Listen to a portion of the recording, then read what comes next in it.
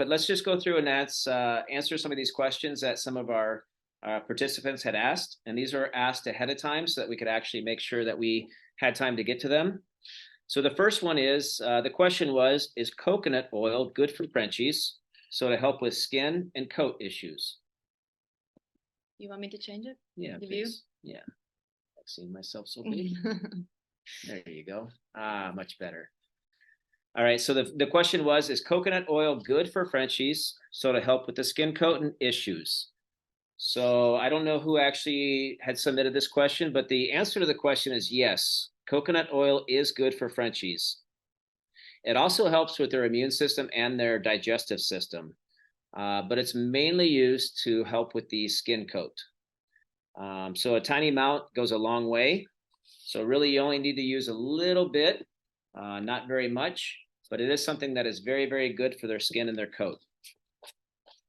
All right. Yeah, go ahead, Helen. You have a question? Coconut oil on their nose when it gets crusty. Yeah. And it really helps. Okay, good. Perfect. Thank you. All right. So the second question that our TomKings. Oh, we have a question. Do you feed the coconut oil to them? No. No. It's mainly used on the outside for their coat. Yep. All right. And I see Valerie, you say that you use it. He loves it, so that's good. Excuse me. So the second question that we have, what's the best way to deal with separation anxiety with your Frenchie? So I know that this is something that probably a lot of you Frenchie owners have dealt with or have to deal with. So what is the best way to deal? So the best way to do it, to say it lightly, verbal punishment will not work. And that's something that we don't ever encourage. Obviously, with the way that you treat your Frenchies, you want to treat them like your children, and you want to make sure that you're not getting too upset with them. But with the new puppy, follow the principle of gradation. I thought it was graduation. It's gradation. So you basically want to do things gradually, right? So first you want to leave for 5 minutes, and then 10 minutes, and then work your way up so that you're leaving over the course of time, gradually up to an hour. The best tip is that if you have time to go for a walk or to play for at least 20 or 30 minutes a day with your baby, but exhausting your Frenchie actually works very well. So getting them out to exercise and walking is a great way. If you know you're going to be leaving the house, get them out to get that energy out of them first. They've also get some time to spend with you.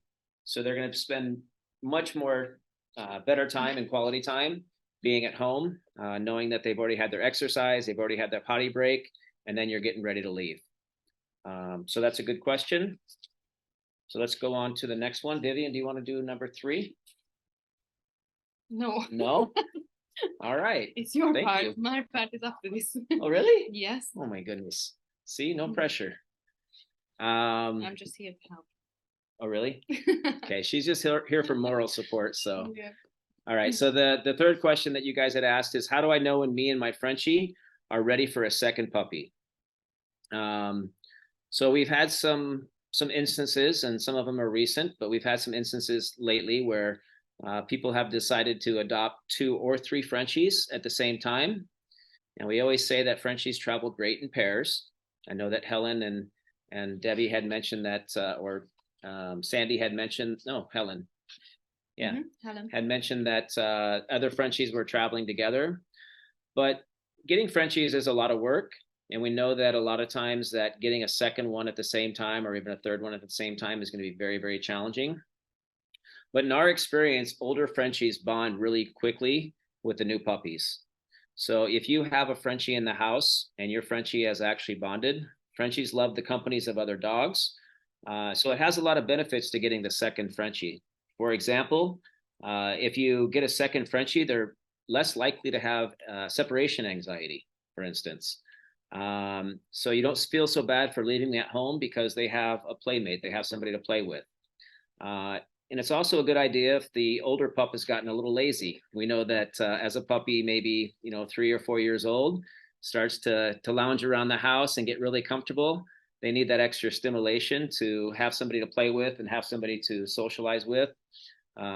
So when an active younger pup comes into the house, the older pup becomes more active, and it kind of joins into the fun. So it's also good for their health. So if you've been considering getting a second puppy or a third puppy, Helen, but it's a telltale sign that if in fact you're ready for another Frenchie, don't worry about getting the second one or about your Frenchie getting jealous. What we find is that the second one or the third one, adding it in, is always a great idea. And usually they bond really well and get along really well together. Okay, so that was a good question. Yeah. All right, so Can we I have. add something to that?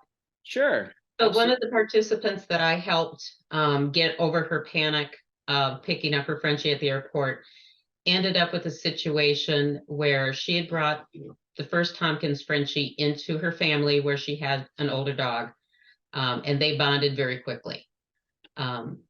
The older dog died suddenly from natural causes, but nothing that they had anticipated. And she struggled with, do we get another one right now? They were bonded. My new Tompkins is only 8 months old. She did end up getting that other puppy. She was hoping to be on today and was going to share this, but she ended up with Christmas. That second puppy came in and they are inseparable. She said the bond was instant, that she never realized how close Frenchies are to each other. So all that fear and anxiety of bringing another one in and bringing another one in after the loss of one was amazing. She said Tompkins walked her through the personality traits that would work well in that situation and helped her pick the absolute perfect dog. Thank you. Thank you for sharing. And it's something to elaborate on that. A lot of times we get asked the question, is it better to have a male and female, or if you have a male to bring in another male, or if you have a female, vice versa. But one of the things that we always talk about is personalities. Frenchies aren't known for being super dominant, so either it's a male or a female, but usually a male and a female is going to balance out well, kind of the yin and the yang. But when you actually have two males, a lot of times we find with two males, they get along perfect together. Again, if they're older and younger, the older puppy is always going to look down at the younger puppy as the baby of the family. Yeah. And the older one is going to look at the younger one's going to look at the older one and learn from it. Mm-hmm. So whether it's a male and female together or two males, I think it's really important to kind of bond with their personalities. Sometimes it could be their playfulness. Sometimes it could be. So even though most people are going to say male and female is kind of the golden rule, we think that it's okay sometimes for two males, two females. And I think it really just depends on the puppies. But as we've noted, Frenchies bond really well together. So and again, it's being prepared. Yeah. For the second or third puppy's arrival.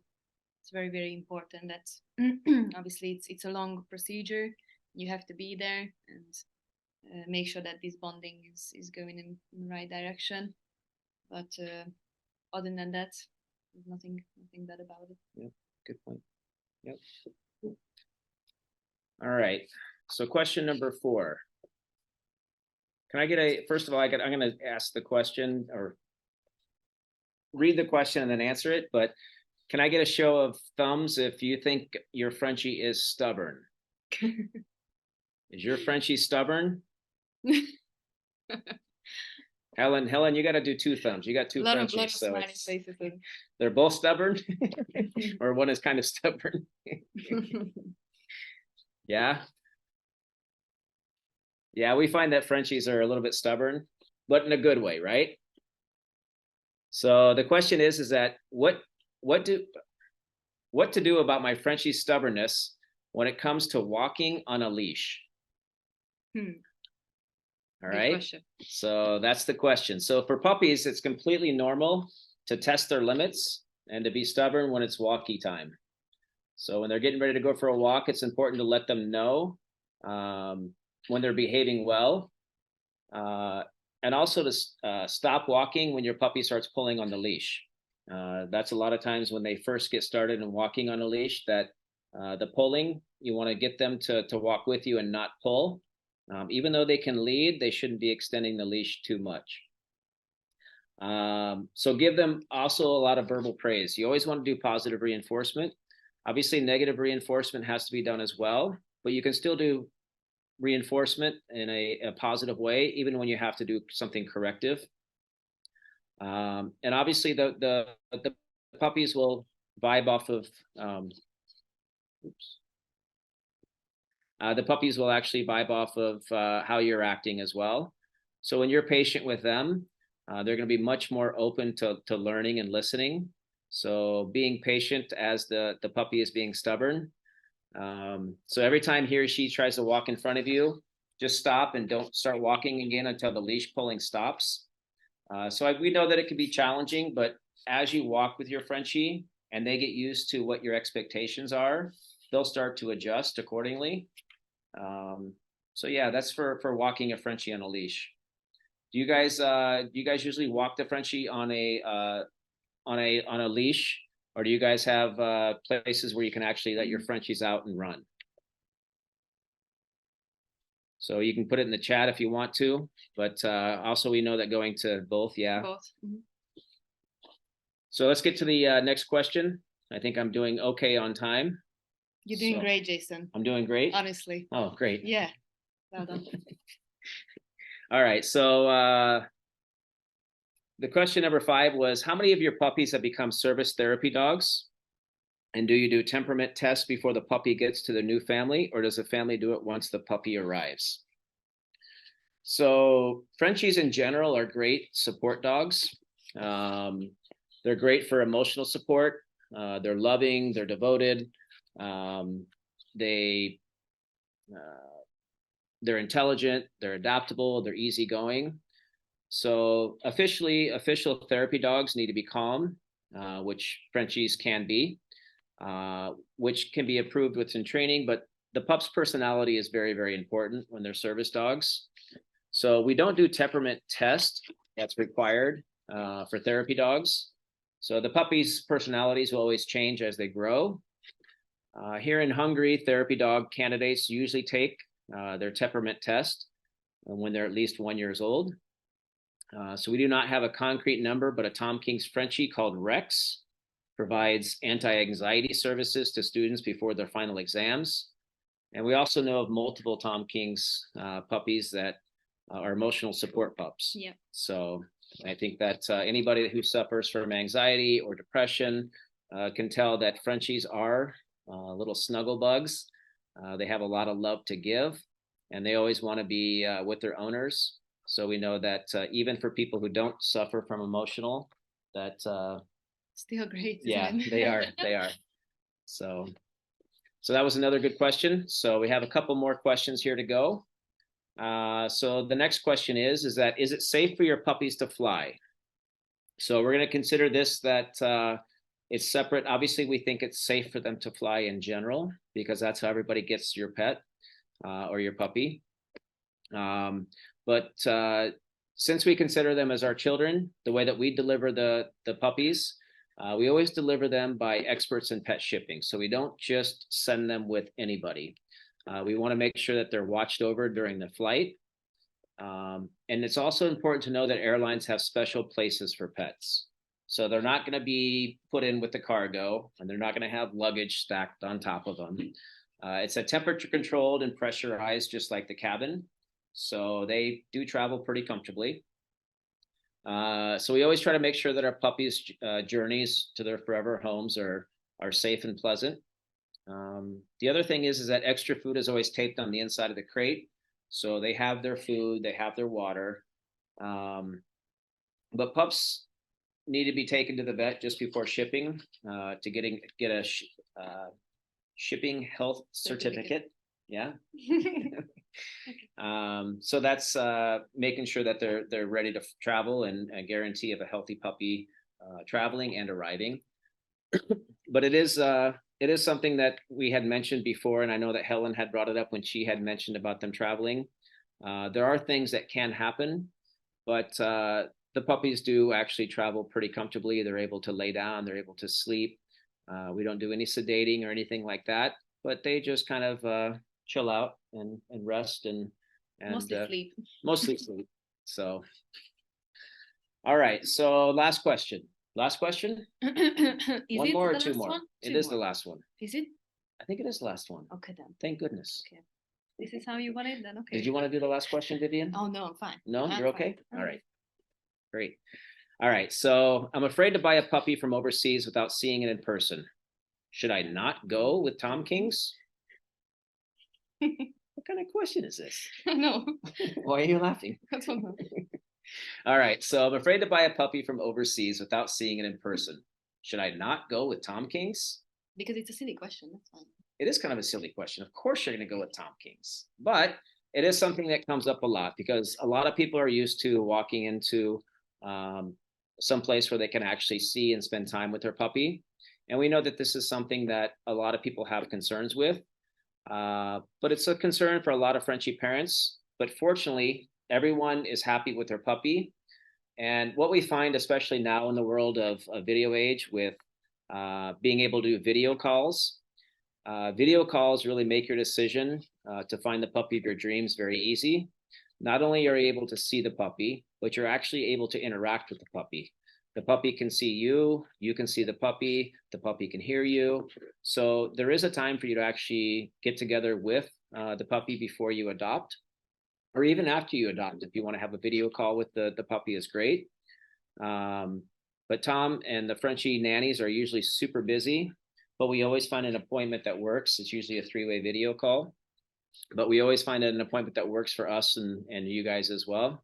The other thing too is that as we're actually doing the video call, it's hopefully after you guys have done a lot of research, as you spend 10, 15, 20 minutes with the puppy, hopefully all the other questions will be as a sidebar that you've already asked. But it is an important question. It is something that is very important. If you guys want to meet your Frenchie, we're happy to coordinate that with you. And I know some of you probably have done video calls with your Frenchie before you got them, and some of you hadn't. We just have some comments here as well. The FaceTime was helpful.